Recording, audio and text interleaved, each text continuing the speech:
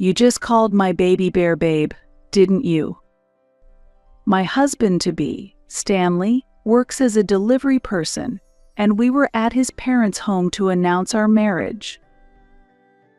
However, I had a feeling that things wouldn't go smoothly with my mother-in-law, despite it being our first meeting. Calm down, Mommy Bear. Let it go just for today, since it's a joyful day. Interestingly, this mother and son used to call each other Mommy Bear and Baby Bear. Oh, I'm sorry, Joanna. I just couldn't keep quiet because I heard you call Stanley babe. Please be careful about that from now on. I felt uncomfortable with this mother and son and decided to maintain a reasonable distance from my mother-in-law from that day on. However, when my mother passed away, my mother-in-law made an unbelievable comment that changed our relationship. Your mom died from an illness, right? You're lucky, Joanna. You're an only child, so you'll get all the insurance money. At the funeral, my mother-in-law seemed happy about my mother's death, and Stanley supported her in this. My name is Joanna, and I am 33 years old. From a young age, my parents were always busy with work, but now I understand that they worked hard to ensure I didn't lack anything. However, as soon as I was old enough to remember, I was often left at my grandparents' house nearby. From elementary school, I would go to my grandparents' house so I wouldn't have to be home alone, but the constant absence of my parents was a bit lonely for me at that time. My grandmother was very kind, seemingly trying to fill that void, and always paid attention to me. She always had my favorite snacks ready when I returned from school and would help me with homework and play with me, which made me love her dearly. My grandfather seemed a bit aloof compared to my grandmother, which was a little scary, but he always waited for me in front of the house when it was time for me to come home. Thanks to my hard-working parents and the grandparents who always watched over me, I was able to grow up without any hardships, and now I can only feel grateful. However, perhaps because of my upbringing, my dream has been to become a housewife, supporting my husband and children daily and perfectly managing household chores. I would be thrilled to build a beautiful house and live there leisurely. After graduating from high school, I went to college and then chose a stable company from the job offers I received, starting my career as an office worker. I wasn't looking for a fulfilling or idealistic job, it was merely a means to earn a living. Of course, I did my work properly, but my goal was to leave on time every day. The workplace had a great atmosphere with no one making snide remarks, and I felt it was a good fit for me. However, having a strong desire to get married, I intended to quit my job once I got married. But reality didn't provide that opportunity, and before I knew it, 8 years had passed, and I had turned 30. Initially, I was resigned to working just to make ends meet, but as I gained experience, I began to find fulfillment in my work. It was during this time that I met Stanley, a delivery person who was 5 years older than me. One day, tired from work and walking home distracted, I met him.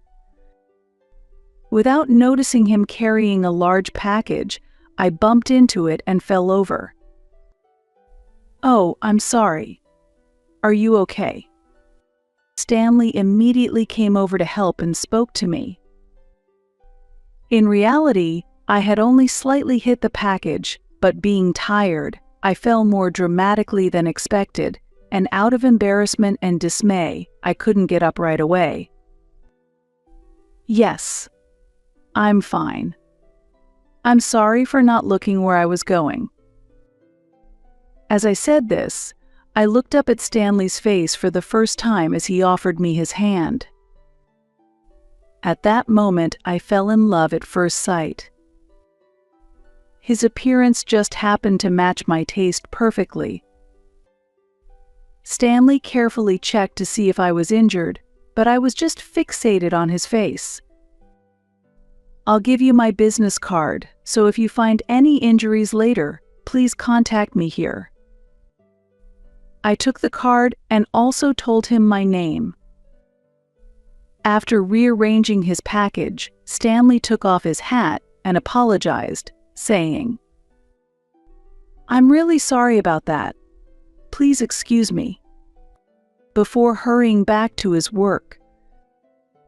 Fortunately, I didn't feel any pain in the following days, but part of me was disappointed about that.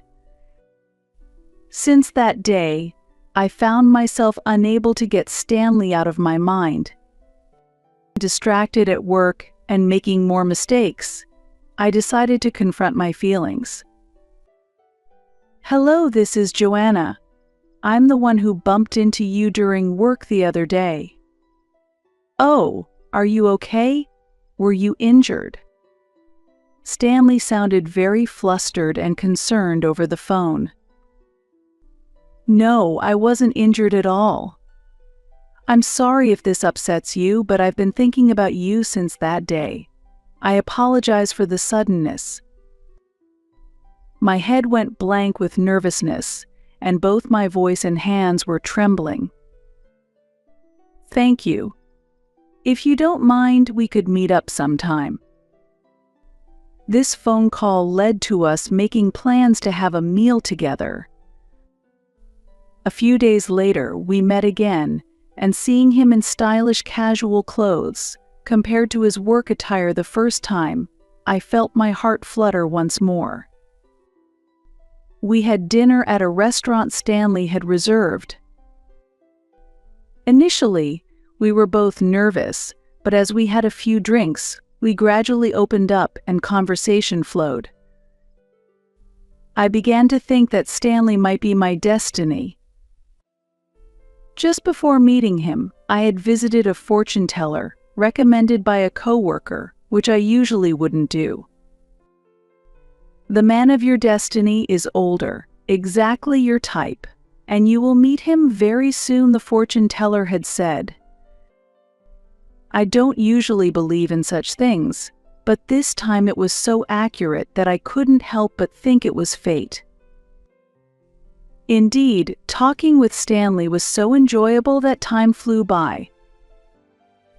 Not wanting our time together to end and wanting to spend more time with him, I took a bold step and asked, "If you're not seeing anyone right now, would you consider going out with me?" To which Stanley replied, "Thank you, Joanna. If you're okay with me, then absolutely." And that's how our relationship began. A few months later, my father passed away unexpectedly. On his way to work, he had a heart attack and passed away. It's shocking that my dad, who left the house as usual saying "see you later," never came back. Unable to think of anything due to the shock, and unable to focus on work, I took a few weeks of paid leave. I think I worried Stanley since I couldn't contact him, but even though I didn't reply, he frequently sent me messages of concern. "Joanna, are you okay? Just think about your dad for now. I'll wait for your contact until you feel fine." Without abandoning me as I couldn't respond, Stanley always cared for me and continued to offer warm words.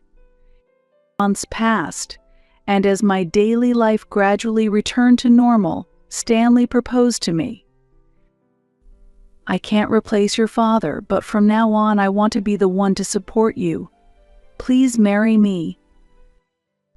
Moved by Stanley's feelings, I immediately nodded yes, tears flowing freely. I later learned that when he was a university student, he lost his father to an illness and has lived with his mother ever since. That's why when I lost my dad, he could empathize with my feelings as if they were his own. A few days later, we went to Stanley's home to introduce ourselves for our marriage. Stanley's mother, who greeted us, was a very beautiful woman. "Thank you for coming, Joanna. I'm Diana, Stanley's mother. You can call me Mommy Bear." I froze for a moment at her words. It's tough to ask her to use that nickname on the first meeting. I smiled wryly inside, applauding his comment in my heart. "Yes, that's true. But take your time, and someday please call me that." Hearing my mother-in-law's words, I felt a bit more relaxed.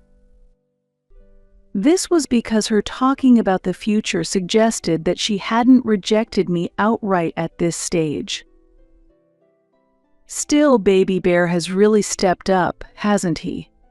I was surprised to hear he got a girlfriend after about a year. It was about time.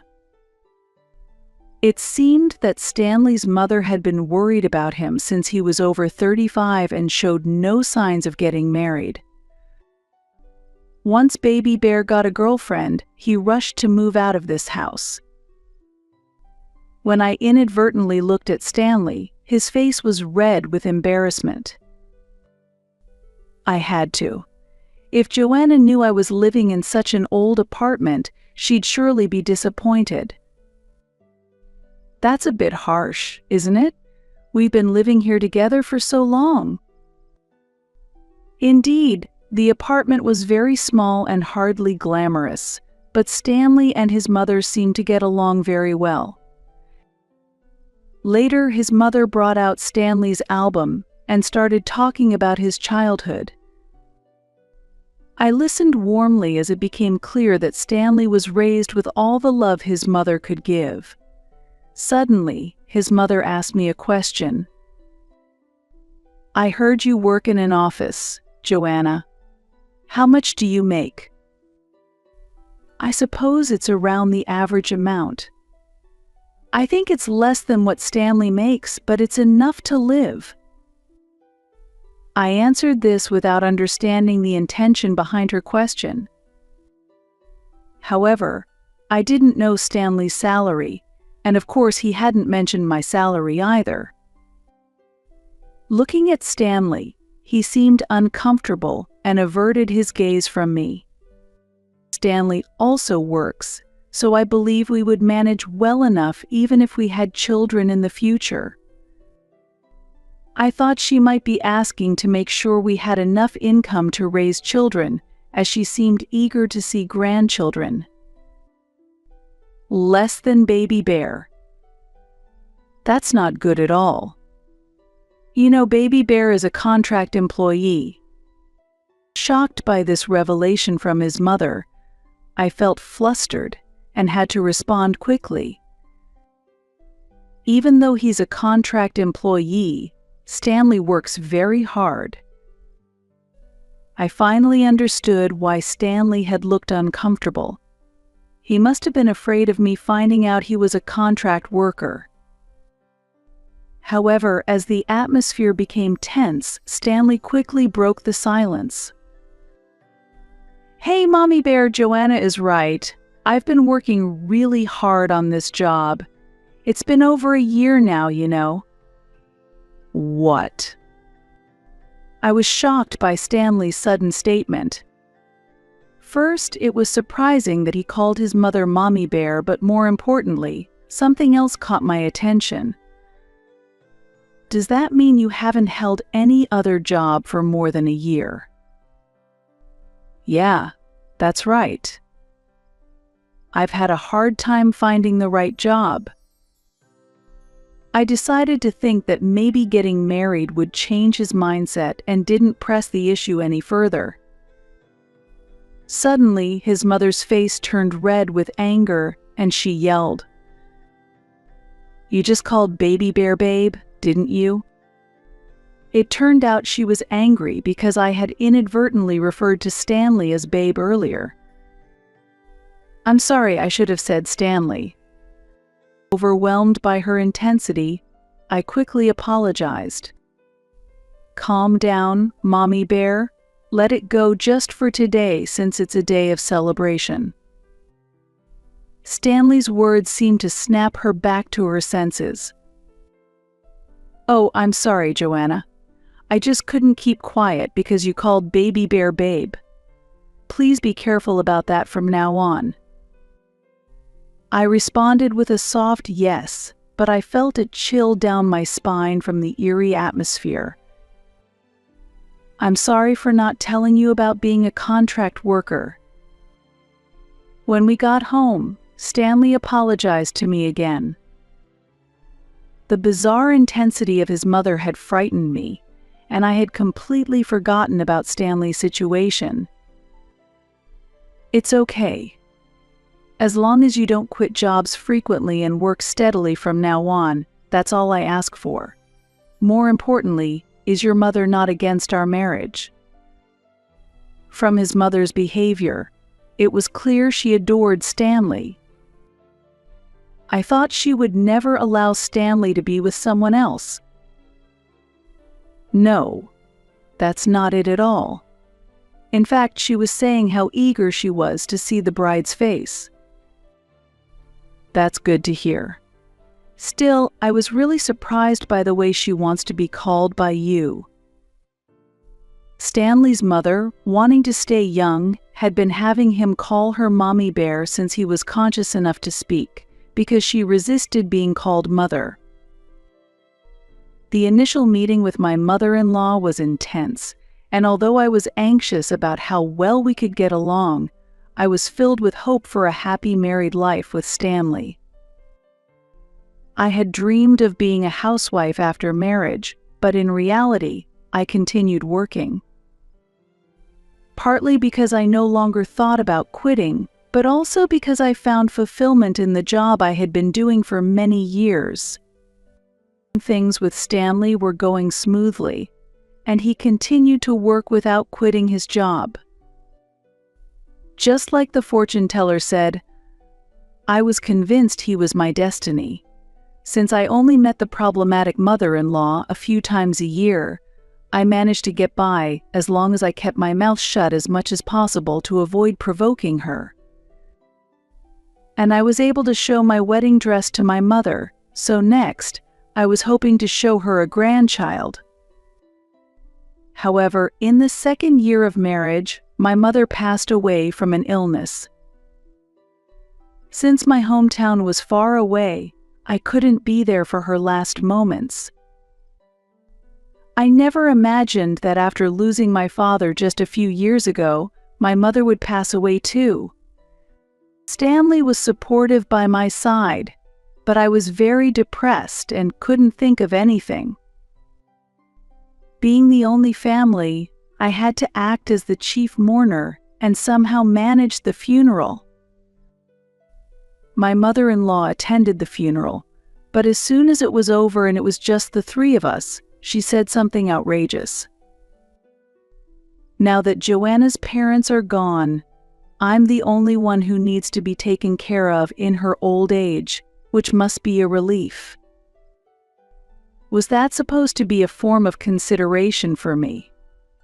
I couldn't believe she would say such a thing.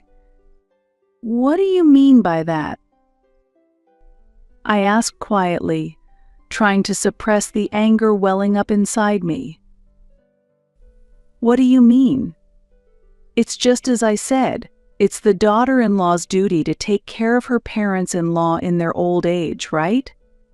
Now that there's only one person to care for instead of two, isn't that a good thing? Mommy Bear. This isn't the time to say such things. Although Stanley had always tried to please his mother and agreed with her opinions, this was something he could not condone. I don't plan on having my daughter-in-law care for me just yet, but think about it. Having fewer people to take care of means less money will be needed, so Baby Bear should feel lucky too. His mother was laughing out loud, finding something amusing about the situation. Besides, a funeral just for family is so modest yet expensive and meaningless, right? If it were me, I wouldn't even want such a small funeral. There I was, at rock bottom, yet I managed the unfamiliar task of arranging my mother's funeral and tried my best to send her off.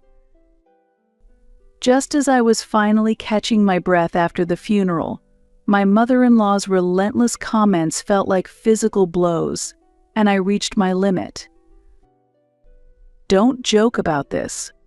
Why would you say such things? Just stop it." Although I was shouting in my head, my voice came out weakly, apparently too soft for her to hear.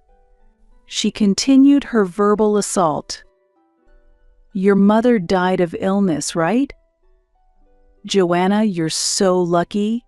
You're an only child, so you'll get all the insurance money." Indeed, I was the beneficiary of my mother's insurance. My mother had told me that thanks to my father enrolling in numerous insurance policies just in case, she could live comfortably even after his passing, and I truly appreciated that. Just like my father, my mother also made sure to have substantial insurance. And there was my mother-in-law calling it lucky that I would receive money only because someone I loved had died. Did she think I would be happy to get that money? I could not contain my overflowing anger. "How dare you say I'm lucky? Disappear from my sight right now." To get her out of the funeral home, I grabbed her belongings and thrust them at her. Yet even as I pushed her, she began to say more selfish things. "Just think of anything you get as lucky and use it wisely. That's what being realistic is. Mourning someone who has passed forever doesn't serve any purpose. I can teach you how to spend the money." Ignoring her words, I pushed her out the door. "Hey, Joanna. That's too much." Stanley was also trying to follow his mother outside. "I'm going to Mommy Bear's place, Joanna." "You should cool off by yourself," Stanley said this, and, without waiting for my response, ran off. It felt like he was blaming me and defending his mother, which deeply hurt me. At a moment when I felt most vulnerable, I needed Stanley by my side, but I was left alone, standing in shock. Even the next day, Stanley hadn't returned home. In my despair, I threw myself into my work to distract myself from my feelings. About a month later, Stanley finally came back home. "Where have you been all this time?" My emotions, a mix of despair, sadness, and anger that I thought I had suppressed, came flooding back uncontrollably. I was worried about Mommy Bear, so I went back to my parents' house. I quit my job. I had suspected he might have gone back to his parents, but I hadn't imagined he would quit his job. My trust and affection for Stanley dwindled, and sighing heavily with sarcasm, I snapped at him. "Was that Mommy Bear's idea? We're adults, maybe it's time we both grow up and live our own lives away from our parents, don't you think?" Then, Stanley pulled out his smartphone and showed me his mother's face, beaming on a video call. "Hi, Joanna. Are you still mad?" "Baby Bear, I told you it was still too early to go back. Why did you go back already?" It appeared that the video call had been ongoing since Stanley arrived back. "Baby Bear, just go ahead and tell her already." His mother was unusually cheerful. Prompted by his mother, Stanley showed me a piece of paper. It was a listing for a villa with a pool, priced at $2 million. "I bought this house for us to live in as a family," he said. I was about to ask, where did a jobless person get that kind of money, but his mother didn't allow me to speak. "Joanna, remember I told you that it's a daughter-in-law's duty to care for her in-laws? You kicked me out, which means you refused to take care of me in my old age. That disqualifies you from being called Stanley's wife. You're not family," his mother said smugly, leaning close to the camera. Ignoring her, I demanded of Stanley, "How could you afford such a property?" However, his mother started to speak. "Oh, you haven't realized? The only place that money could come from is your bank account. Finally, Stanley and I can graduate from that shabby apartment. We are so lucky." Stanley held up a bank book with my name on it, showing it to me.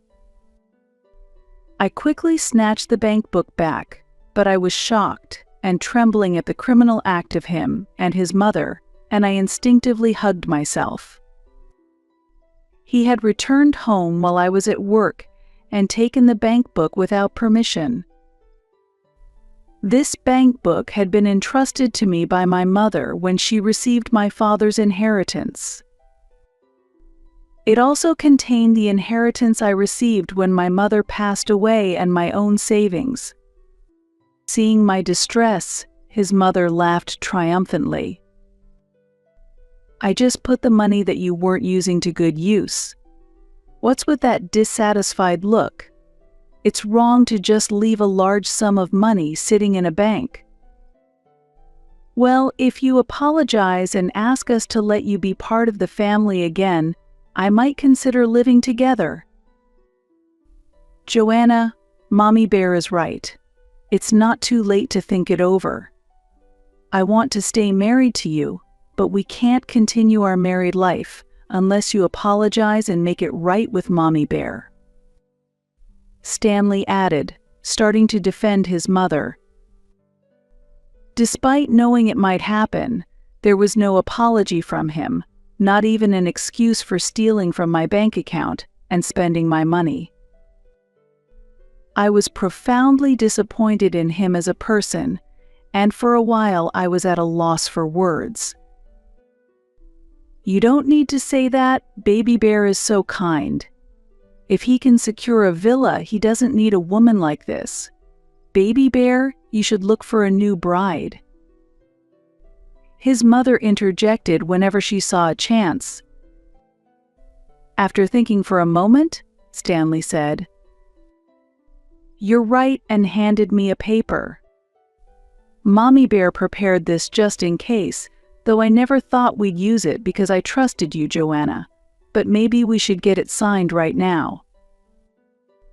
The document he handed me was, as expected, a divorce application, but I had nothing left to lose, so I switched gears and smiled.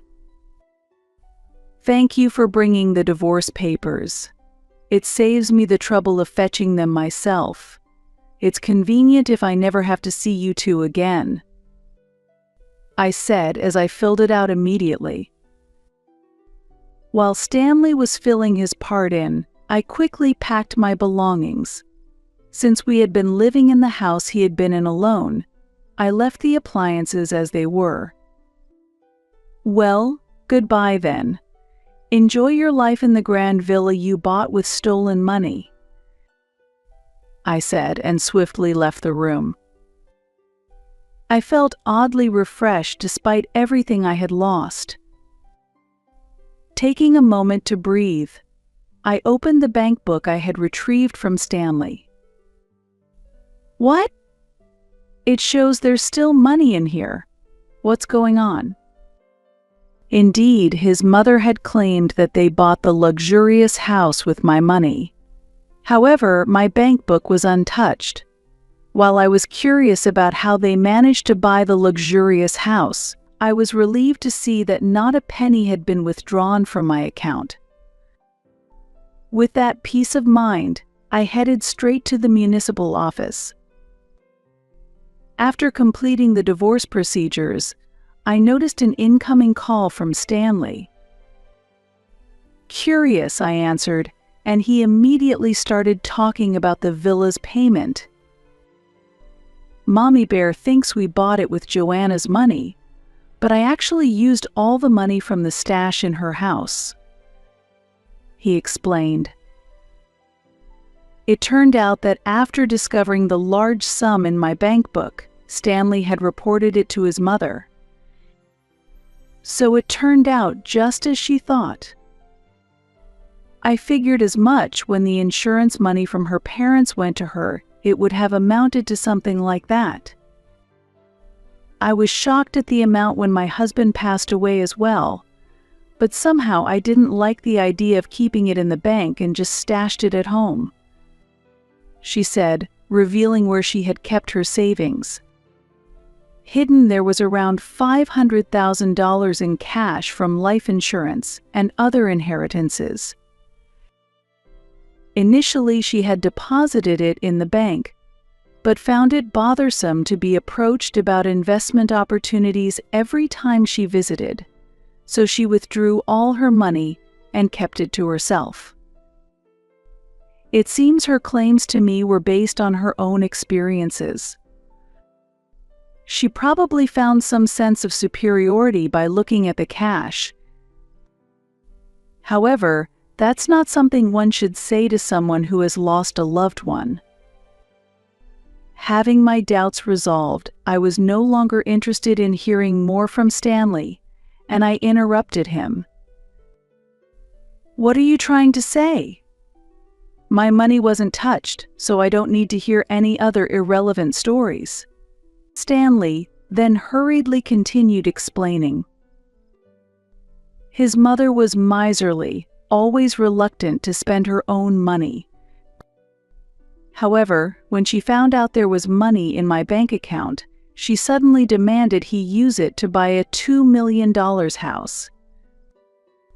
"Quickly make the down payment from that account and take out a mortgage before you quit your job," she had instructed.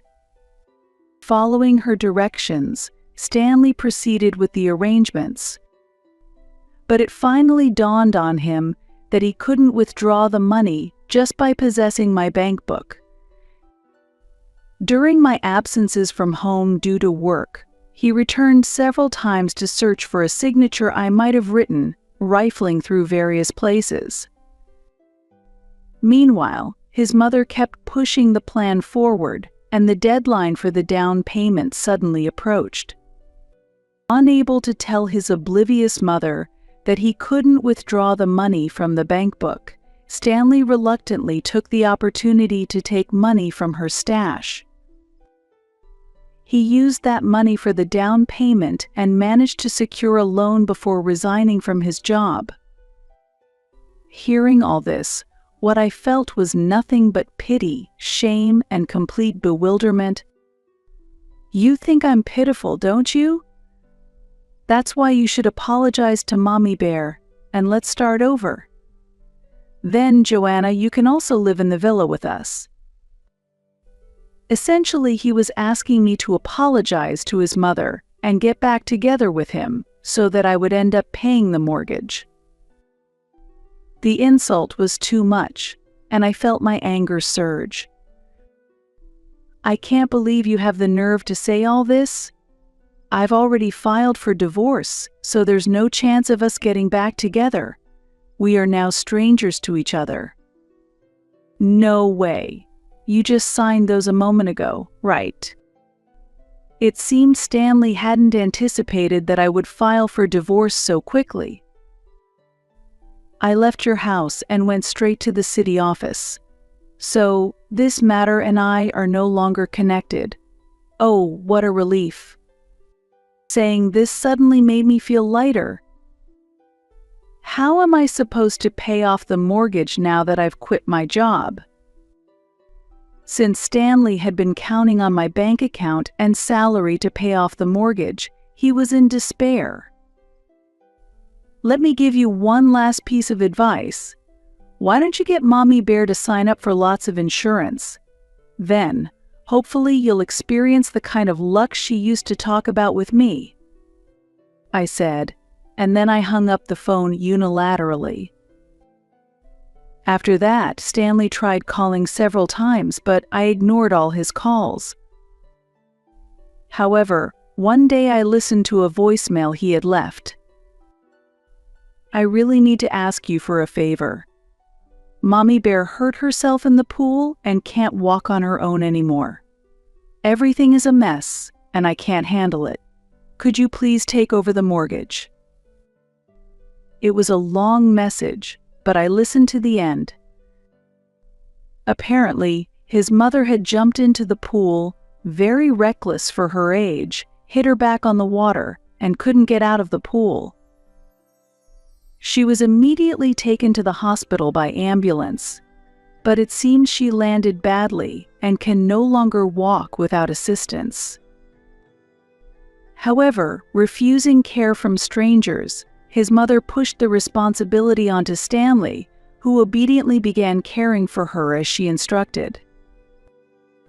With no knowledge of caregiving, an irritated mother said to him, "You can't take care of me at all. Use the money I have stashed in the dresser to get me into a well-equipped nursing home right away." His mother expressed her preference for professional care over Stanley's inadequate attempts at caregiving.